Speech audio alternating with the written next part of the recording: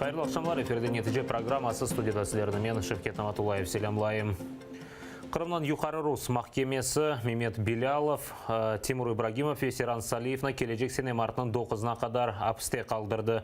Адвокатлары берген шикаетлеріні қанаттылендірмеді. Мабуслеріні Хизбут Тахрирге алақасы бар деп терроризмде қабатлайлар. Яқаланғанларыны мабуслеріні көріп оламадылар. Келің шымды Левқаны бақайық, сонысы музакереге кечежекміз.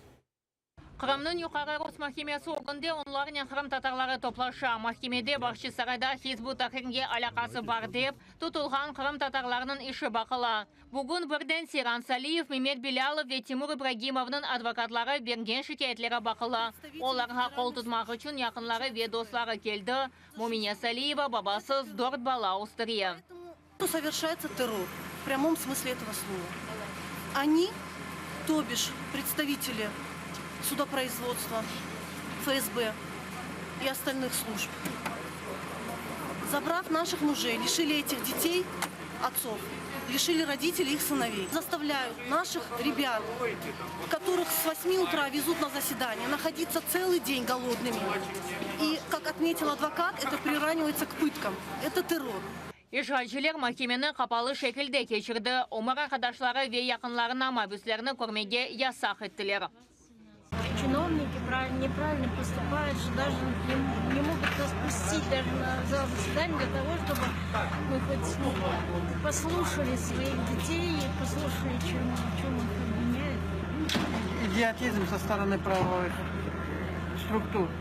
Как так? Объявить суд и не пустить родителей, родных, чтобы убедиться, в чем виновны наши дети? Какая их вина? İnsanlar itiraz bildirmek için elege yakın şikayet yazdı. Я считаю, это издевательство над нами, и также издевательство над этими подсудимыми. Айтлардедлер, судья вынес решение, что суд будет в закрытом режиме. Мы возмущены, мы считаем, Бизенбаллар террорист, террорист, Уларозлер террорист. Насыл Бизенбаллар могут быть терористы. Все понимают одно очевидно, что нету наказания, нету должного контроля и надзора над всеми этими нарушениями, массовыми нарушениями, как в основе по отношению к народу, тому бесчинству, которое идет, так и уже в самих судебных производствах. Серан Салиев, Мемет Билялов ве Тимур Ибрагимовның 2 ай велісі бақшы сарайда яқаладылар. Олармен бірабер Марлен Сулейман Асанов, Сервер Зекерия ве Эрна Саметов тұтылды. ФСБ оларны Хизбут Тахрирге алақасы олғанында қабатлай. Адвокатлар мабуслер апистен эв аписіне шығарылмасыны талап етті. Махкеме есе шикаетлерін қанатлендірмеді. Защита настаивала, что обвиняемые никак не могут повлиять на ход судебного расследования, не могут скрыться от суда, от судебного разбирательства, а также как-то угрожать свидетелям, остались без внимания. Бонен Бирабер адвокат Эдем Семедляев айтқанына көрі, тақиқат изоляторында тұтылған қырым татарларына Құран оқымаға изін берілмей екен. Ребятам до сих пор не дают Коран на арабском языке. Об этом они заявили и пишут постоянно жалобы. То есть мы считаем, что это определенного рода давление на них, потому что мы знаем, что для мусульманина, для верующего Коран является очень важным атрибутом, который он постоянно читает, и это его поддерживает. То есть таким образом они хотят сломить, видно, дух ребят. Махкеме отырышы 2 жарым саат девам етті. Нетижеде қады шикаетлерінің қанатлендірместен қалдырды. Серан Салиев, Мемет Билялов ве Тимур Ибрагимов аписте en аз келечексене мартының 9-на қадар аписте тұтылacak. Эльвина Титбулаева, Тарас Ибрагимов, Қырым, Заман, АТР. Бұл керілген махкеме кетті шатын музакеретмен кечін адвокат Эдем Семедляев иле бағландық. Эдембей бізінештіні, селям алейкум. Алейкум селям. Айта білесің, не үшін махкеме бұле қарар шығарды, білгенімізге көре, демек айталар тек олар қача жақлар, олар демек басқа етежектер, башқа бірде бір аргументлері yok ма махкемеде? Ну, действительно, решение суда обосновано именно тем, что они могут скрыться, они могут повлиять на свидетелей, на следствие. И в связи с тем, что у них имеется 2 гражданства, поэтому большая вероятность того, что они могут скрыться. Ve bugünkü mahkeme kapalı şekilde ötkürüldü. Ne için böyle kapalı ve insanlar, ne kadar insan asılda geldi ve ne için onlarını koymadılar mahkemeye? Ну, это делается специально для того, чтобы люди действительно не собирались и не приходили. Основная, конечно же, версия суда, что они очень беспокоятся за слушателей, за их безопасность, так как ребята обвиняются в террористической направленности, хотя я не понимаю, как они из телевизора по видеосвязи могут кому-то навредить. Однако ни один довод о том, что это незаконно и необоснованно, суд не слышит и делает именно вот закрытые заседания. Хотя из практики российской мы не видим такого. И в Ростове, куда мы ездим, где уже по существу идут заседания, ни разу закрытых судов не было. Это чисто крымская какая-то практика. Ve көргенімізге көре insanlar, топлашқан insanlar şikayetler yazdılar bu mahkeme yolbaşçısına. Faydası olacak mı? Bu arızalarını bakacaklar mı şikayetlerine? Ну, в основном они, конечно же, рассматривают эти заявления, потом присылают людям какие-то отписки. Но мы планируем в этот раз довести это до какого-то логического конца и будем все эти отказы обжаловать уже в суде. Мабуслер не қандай айтып oldular ve şarayitler hakkında айталар мı? Bu hapiste tutup şarayitleri nasıl olğanını? Ну, условия, конечно, это СИЗО очень старое, было построено еще и при Екатерине, и можно себе представить, какие там условия, какие там коммуникации и все остальное. Все ржавое, все вышедшее давным-давно из строя и выработавший свой ресурс. Но самое главное, это то, что я говорил и в сюжете, это то, что ребятам не дают читать Коран на арабском языке. Это я расцениваю как давление на них, для того, чтобы они были более сговорчивыми, давали какие-то признательные показания и все остальное. Ve onlar özlerine nasıl duyarlar, ne aytalar? Sağlıkları nasıl? Здоровье, альхамдулилля, у них нормально, ребята держатся. Как бы тяжело им не было, но своей стойкостью, своей уверенностью они дают нам и всему народу чувство, то, что нужно бороться, то, что можно бороться. И даже находясь там, они ведут эту борьбу. Çok sağ olun edemağa yayınımızға қошылғаныңыз үшін ve tafsilatlı жауапкерілген mahkeme hakkında айтып бергеніңіз үшін ve seyircilerimizге хатırlatam Edem Semedляев бүгін Hizbut Tahrir davası boyunca ötkürülgen mahkeme hakkında aytты ve uç mabusunu Kenede gelecek sene martının 9'una kadar hapiste kaldırdılar. Kenede 10.000 ruble para cezası Қарасу базарда işgalciler mahkemesi bir kişilik narazılıkta iştirak etken daha iki insanın davası boyunca böyle karar çıkardı. Da bir oturuş yarın Ahmedjet'te ötkürülecek. Memuri davalar dekabrının 18'inde bakılmak gerekedi, lakin mahkemeler bakıp yetiştirmedi. Al hazırda 74 dava bakıldı. Bir kişilik narazılıklarının iştirakçilerinden hiç birisi akılanmadı. Para cezaları 10.000'den 15.000'ge kadar oldu. Bu hafta bir kişilik narazılıklarının iştirakçilerine verilgen para cezalarının miqdarı 720.000 ruble oldu. Как и ранее, 18 числа судья вынес решение, признав вину наших доверителей, это Нанишвили и Бавбекова, и назначил им штраф в размере 10 000 рублей. Хастахане yerine bir kişilik hapis odası Асан Чапук СИЗОда микроинсультқа ұғырғана бақмадан оны хастаханеге алып кетмек yerine bir kişilik hapis odasına taşılğanlar o ikinci kere açlıq ilan etті. Bunu Milli Hareketi iştirakçısı Zairis Medляев bildirdi. Асан Чапук Türk vatandaşından büyük miqdarda para talep etуде şeklenip yakalanған еді. Advokatlar Avropa İnsan Hakları Mahkemesine müracaat etті ve sonki haberінен paylaştılar. Есть информация, что вроде бы его перевели в одиночную камеру. И я оцениваю это и считаю, что сделано это было только для того, чтобы он прекратил голодовку, которую ранее объявил. И таким образом, я так понимаю, что СИЗО пытается как-то оказать на него давление, чтобы он хотя бы прекратил голодовку, потому что если он этого не сделает, то состояние здоровья, которое сейчас, я считаю и я расцениваю как критическое, может еще больше ухудшиться, что может привести, не дай бог, к необратимым последствиям. Кәзем Аметовның ақрабасы бір айдан берлі онен көрішіп оламай бұақта оның қызы Наджия айтты. Оның бабасы Веда Уч файлны талап етіп пара талап етіп ондай қабатлайлар Наджия айтқанына көре бабасына тақменен 20-20 бұсынен бір одада тұталар шарайтлер пек дешетлідей. В камере он находится не один, их более 20 человек. Вот, насколько я знаю, там даже одна койка делится на 2 людей, то есть, соответственно, там очень тесно. А по поводу его состояния, физическое нормальное, психологическое, моральное, с этим, конечно, немного похуже, потому что он сам в растерянности, он не считает себя виновным, естественно. Это были всего лишь добрые помыслы, хотели помочь бабушке. Она умерла. Эта новость их расстраивала абсолютно всех, они не спали по ночам.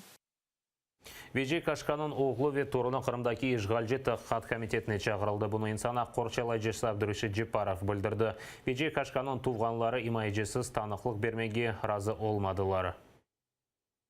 Они не совсем были готовы к допросу. Пояснили, что в самом деле они себя еще чувствуют не совсем хорошо. Там недавно похоронили мать. Они, ссылаясь на 51-ю Конституцию РФ, в общем-то, ограничились в общении со следователем. И закончилось тем, что им дали время 2-3 дня, чтобы те подыскали адвокатов. Спросили о том, как вообще появился в этой семье Юсуф Айтан, как это все было, про эти все обстоятельства. Но опять же, ребята говорили как-то аккуратно, чтобы, по крайней мере, себе не навредить. Оларына Вежей Кашка іші бойынша сорғыдан кечірежек олдылар. Бұл іште Асан Чапух, Бекир Дегирменже, Руслан Трубач ве Кәзем Аметов турк ватандашындан пара талап етуде қабатлана. Олар Қырым-Татар милли әрекетінің ветераны Вежей Кашканың режасына сесленіп ярдым етежек олдылар. Юсуф Айтан Кашканың турындан борч алып қайтармаға істемеген. ФСБ Ахмеджетте инсанларыны яқылағанда Вежей Кашка ярамайып вефат етті. Киевде дегирменжілер қорантасымен бірдемлік ақшамы олып кечті. Бекир Дегирменже ве оғлы Мустафа ишғалжілер тарафындан қанунсыз апске алынды. Мустафа Дегирменже 2015 сенесі майыстың 7-сінде яқаланып қалабалықларда иштирак етмесінде қабатланған еді. Бір ай велісі бабасы Бекир Дегирменжеде тұтылды. Оны пара талап етуде қабатлайлар. Башта оғыл, соңыра бабасы ишғал етілген Қырымдағы репрессиялар қоранталарға зарар кетірем.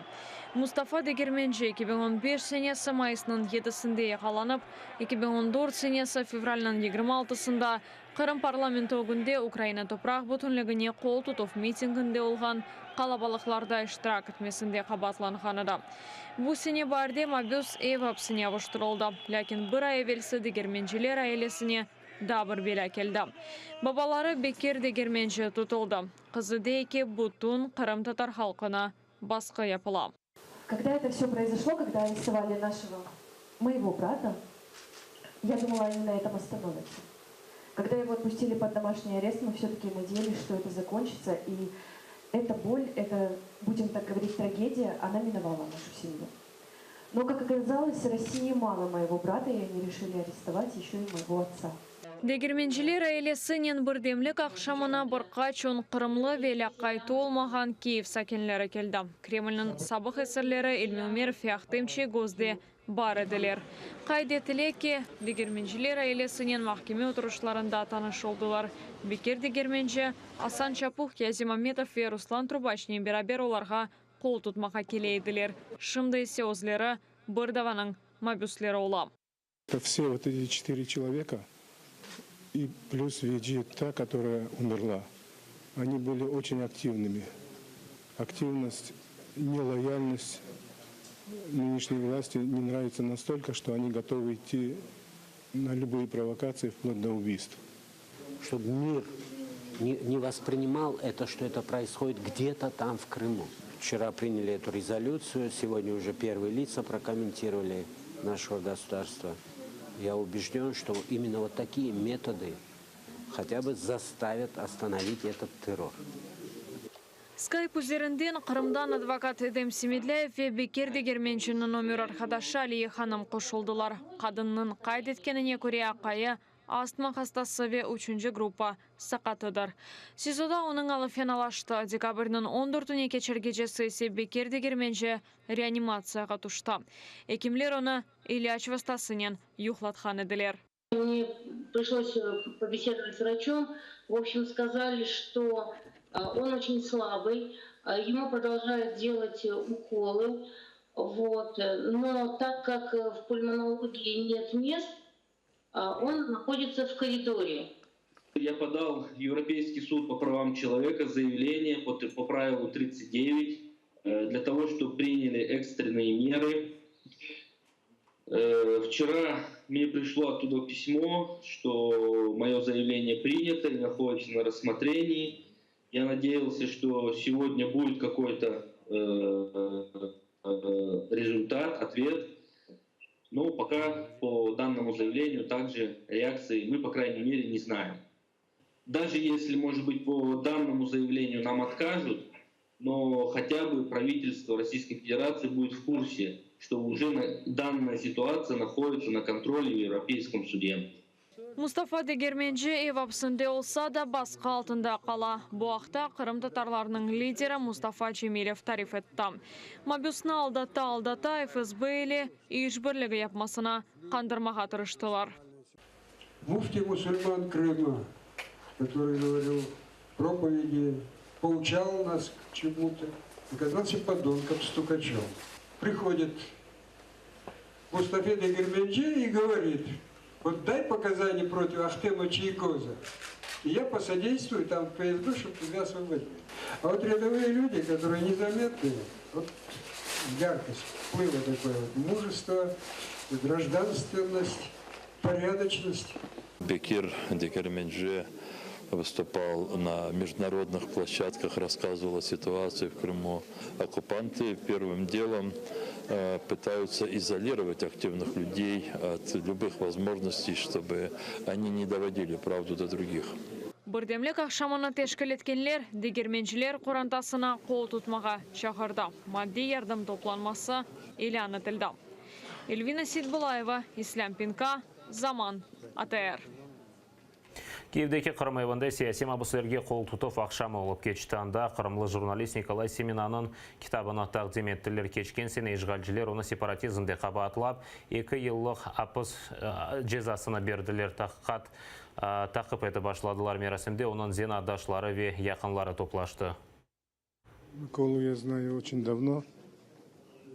Не могу сказать, что мы очень близко дружили. Мы сблизились в последние 1,5-2 года.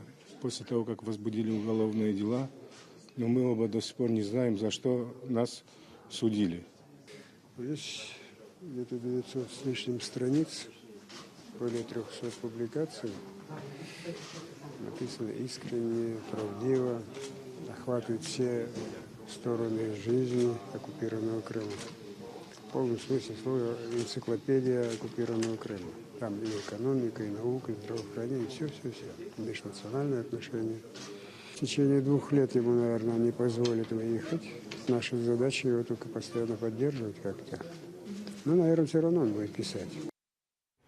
Қырым сакинлеріне мемори қызметлер беру мәселесіні Қырымдаки Украина президентінің даими темсілжілігі Чаплынкада өткерілген топлашуында мұзакер етті. Анда Қырымдан келген сакинлерді иштирак етті. Ольга Кырым жамаат тешкилат векилеринен берабер топлашуга Ахмежит шерінден келді. İnsanlar toplanılgan ve özleri çözüp olamаған проблемаларынан келділер. Оларның чоқысы Украина канунun талаплары боюнча yanlış малюматының сайыбы olarak келді. Людину запрошують до ШОІ, зараз будуть доглядати. Якщо в неї знайдуть паспорт російський, вона буде притягнута до відповідальності. Людина лякається, їй пропонують допомогти. Devlet sınır hizmetinin bildirgeniне göre insanlar Rusiya pasportının sahibi olgаны üçün her bir mesele boyunca mesuliyetke çağırılmamamaz. Ніякої відповідальності за наявність так називаного аусвайса немає, тому що держава Україна не визнає його за документом. Учса девам еткен топлашуда бір sıra меселелер ачықланды. Оларның арасында сыңыны кечкенде невбетте балаларынан турған ана бабаларға весиқаларының тапшыруыны қолайлаштыруыдыр. Вехарымдан қытаға көчіп кеткен инсанлар оз мал мүлкінің кечіруыны еңгілештірмесі. Векілет ханиясында қанунда мукемел олғаныны деп білдірелер. Оның үшін проблемалар олса, оларға хабер етмеге талап етелер. Те люди, которые не знают, не могут, их вводят в заблуждение, они могут обратиться в представительство президента Украины в Крыму. У нас есть горячая линия, у нас есть личный прием, у нас есть электронная почта. И мы дадим подробный ответ, как поступить в том или ином случае. Векілет хания реберінің білдіргеніне көре бойле чалышма группалар елдеван етіджек. Четверта по рахунку нарада. До того була в Херсоні, Гринічеську, Каланчаку, сьогодні в Чаплинці. Ми будемо це продовжувати в 2017 році. Паралельно будемо запроваджувати інший рівень робочої групи у місті Київ. Евгений Кучеров, Заман, АТР. Ахмеджетте yol қазасында зарар көрген 8 yaşında olған Юнус Куртвелиев ярдымға мұқтач балайынды 3 амелияттан кечті. Ама эббір реанимацияда болуна өзі шымды нефес алып оламай. Yol қазасы декабрінің 14-інде Ахмеджеттің Маршала Жукова районында олды. Обитасы ве татасынен yoluna кечейді Шумальде оларны араба қақты. 68 yaşında olған Гулезар Гафурова вефат етті. Қызчық зарар көрмеді, оғлан есе яраларынан хастаханеге алып кетілді. Қорантасы шымды ярдымға мұқтач ярдым көстеріп олғанлар экранда қайдетілген банк картасына пара yolлай біле. Экранда мәлімат үшін телефонда қайдетілген.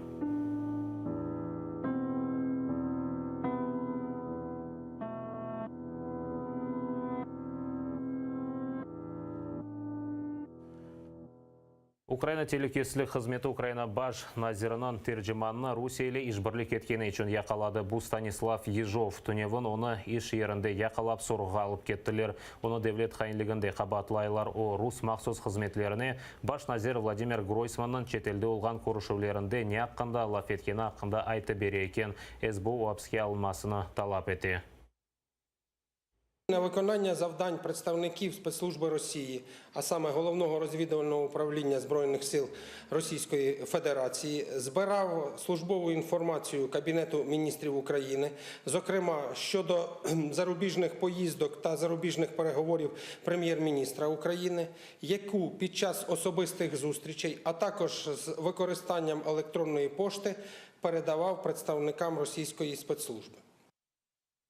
128 рейнин Бірлескен Миллетлерінің баш ассамблеясы Қудус статусына белгіледі. Весиқаға көре Американы Қудус Израиль пайтақты оларақ танылмасынан бағлы қарардан вазгечмеге керек. Бұл резолюцияны Түркия ве Йемен девлетлері теклиф етті. Баш ассамблеяда музакире насыл кечкенінің невбетекелев қабыларымыздан ве яйынларымыздан огрене білесіңіз.